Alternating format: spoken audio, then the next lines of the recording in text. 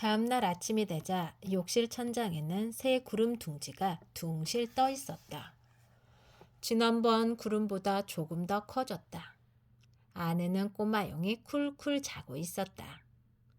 커진 둥지 크기에 맞게 꼬마용의 몸집도 조금씩 자라 있었다. 이제 어떻게 되는 걸까? 이런 식으로 계속 자라면 욕실에서 삐져나오지 않을까? 아빠가 엄마에게 속삭였다. 엄마도 속삭이는 목소리로 대답했다. 조금씩 자라겠지. 하지만 여기에서 만들 수 있는 구름 크기야 뻔하니까 많이 커지진 않을 거야. 욕실에 수증기를 모아서 만드는 거니까 대기 중에 수증기를 모으는 거랑은 다르지. 아빠가 생각에 잠겼다. 계속 욕실 크기라는 의미야? 아마도? 엄마가 대답했을 때 닭구미가 옆에서 끼어들었다. 그럼 우리가 기를 수 있겠다. 엄마 아빠는 서로를 마주보고 크게 한숨을 내쉬었다. 엄마는 욕실 문을 살짝 닫고서 닭구미를 지그시 바라보았다. 언제까지 함께 지낼 순 없어. 여기 있는 동안 꼬마용이 갑자기 쑥 자라는 일은 없겠지만 줄곧 저런 상태면 꼬마용한테도 좋지 않거든. 쟤는 운용의 아이잖아. 하늘에 사는 운용은 지금부터 여름이 끝날 때까지 쑥쑥 자라서 하늘을 모두 덮을 만큼 큰 구름 둥지를 만든단다. 여름이 끝날 무렵이 되면 둥지에서 나와 땅으로 내려오지. 너희도 본 적 있을 거야. 번개는 사실 땅으로 내려오는 운용의 모습이거든. 땅으로 내려온 운용은 어떻게 되는데요? 이번에는 유이가 물었다. 엄마는 잠시 입을 다물었다가 조용히 대답했다. 땅에 내려온 다음은 엄마도 몰라. 죽는다는 뜻이에요? 닭구미가 다급하게 물었다. 엄마는 새 아이의 얼굴을 순서대로 바라본 후 입을 열었다. 엄마도 정말 몰라. 한 가지 확실한 건 운용은 땅이 열매를 맺게 해주는 전령이라는 거야. 하늘에 있을 때는 비를 뿌려서 논밭을 적시고 여름이 끝날 무렵에는 땅에 내려와서 이삭을 여물게 하지. 땅에 내려온 다음 운용이 어떻게 되는지는 아무도 몰라.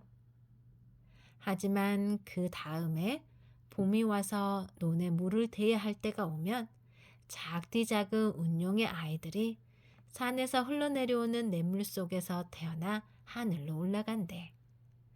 아마 운용은 땅에서 하늘로 올라가고 하늘에서 땅으로 내려오기를 반복하면서 계속 다시 태어나는 게 아닐까 싶어.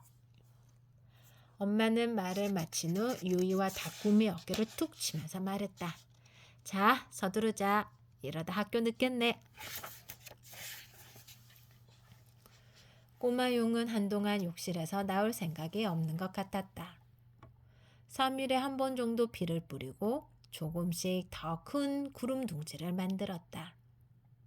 그때마다 조금씩 커지는 용의 모습에 이제는 가족 모두가 익숙해졌다. 닭구미는 꼬마 용에게 먹이를 줘야 한다며 걱정했지만 용은 먹지 않아도 아무런 문제가 없었다. 아마 습기를 먹는 것 같아. 신선이 안개를 먹는 것처럼 말이야. 엄마가 말했다. 하지만 아이들은 포기하지 않고 온갖 음식을 꼬마 용에게 내밀었다. 사과, 오이, 어묵, 비엔나 소시지, 감자칩, 초콜릿, 빵, 모서리, 해바라기씨, 밥, 라면, 시리얼까지.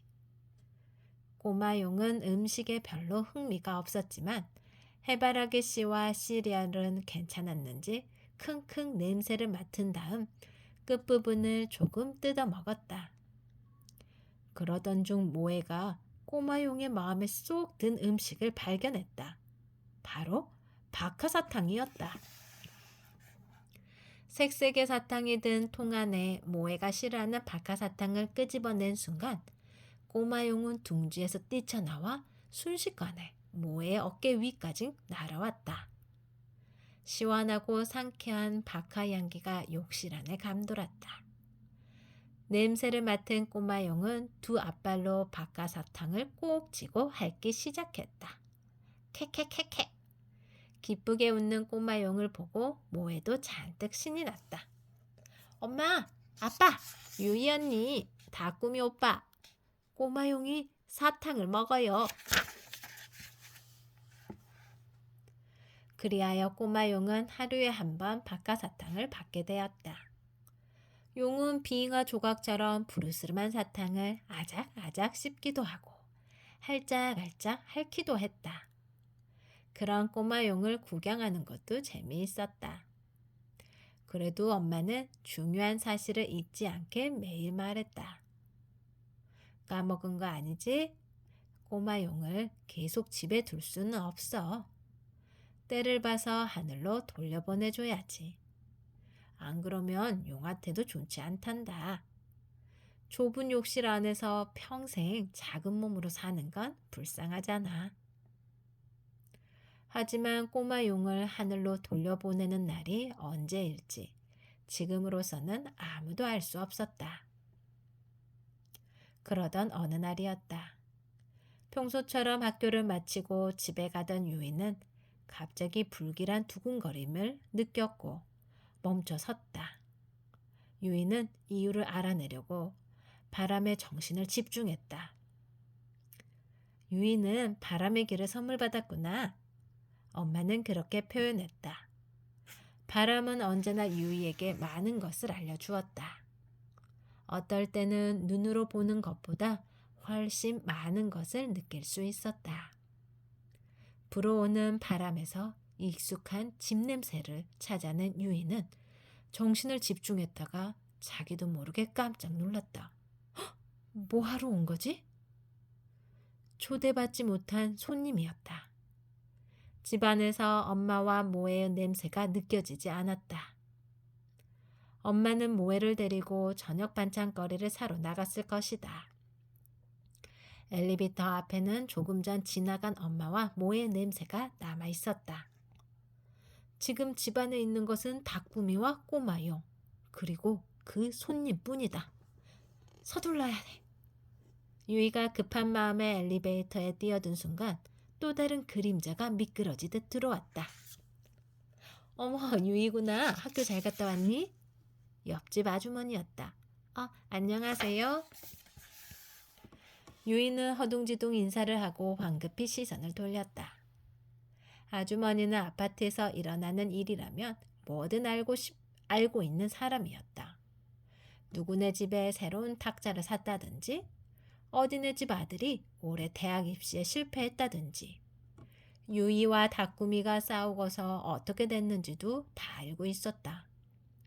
그래서 지금처럼 커다란 비밀을 안고 있을 때는 별로 엮이고 싶지 않은 상대였다. 참, 그러고 보니 유이네 반려동물 기르니? 쿵 하고 심장이 내려앉았다. 네? 얼마 전에 모에가 우리 집 꼬맹이는 박하사탕을 진짜 좋아해요 라던데? 박하사탕을 먹는 동물도 있나? 유이는 웃음으로 얼머부리려고 했지만 아주머니 눈은 날카롭게 빛났다. 궁지에 몰린 유이는 필사적으로 핑계를 생각했다. 그런가? 그 군뱅이? 군뱅이? 아주머니가 조금 놀란 듯 인상을 찌푸렸다. 네. 얼마 전에 저희 집 욕실에 군뱅이가 기어 들어왔거든요.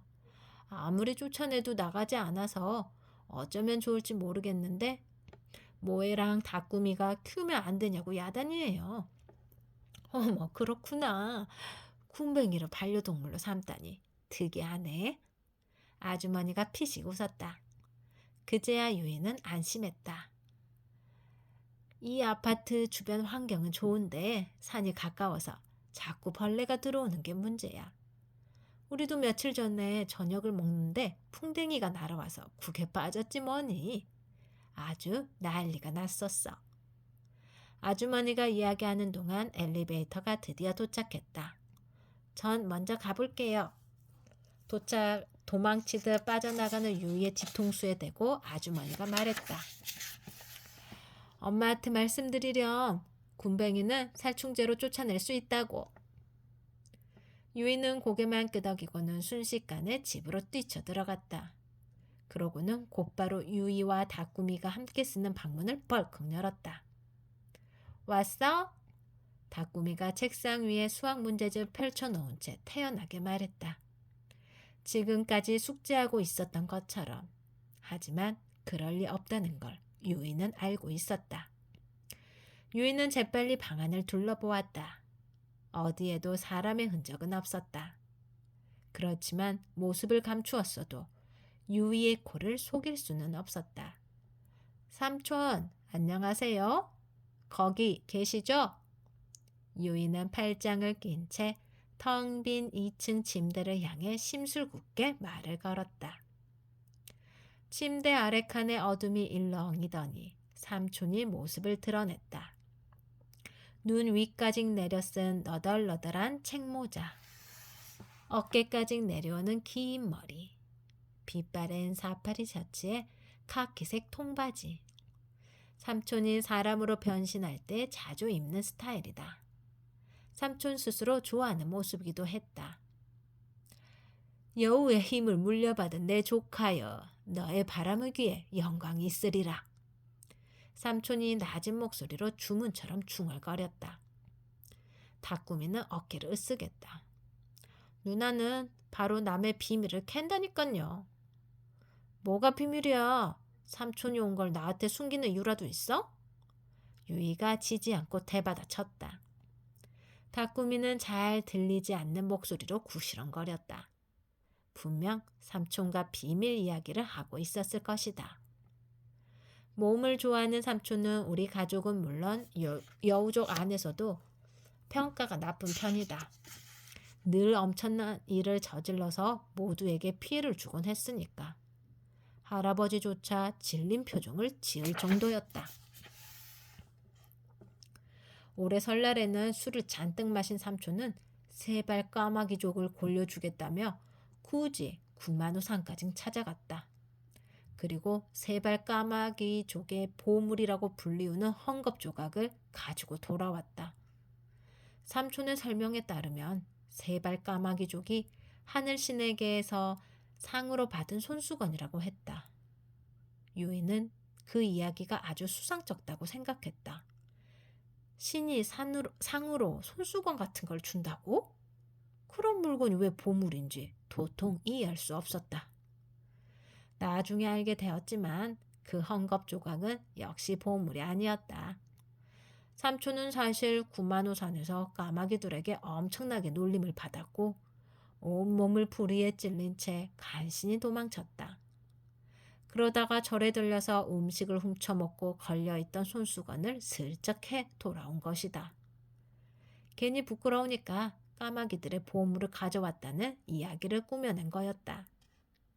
하지만 수다쟁이 까마귀들이 이런 재미있는 사건을 묻혀둘 리 없었다. 소문이 여우들의 귀에도 들어가자 할아버지는 길길이 날 때며 화냈다.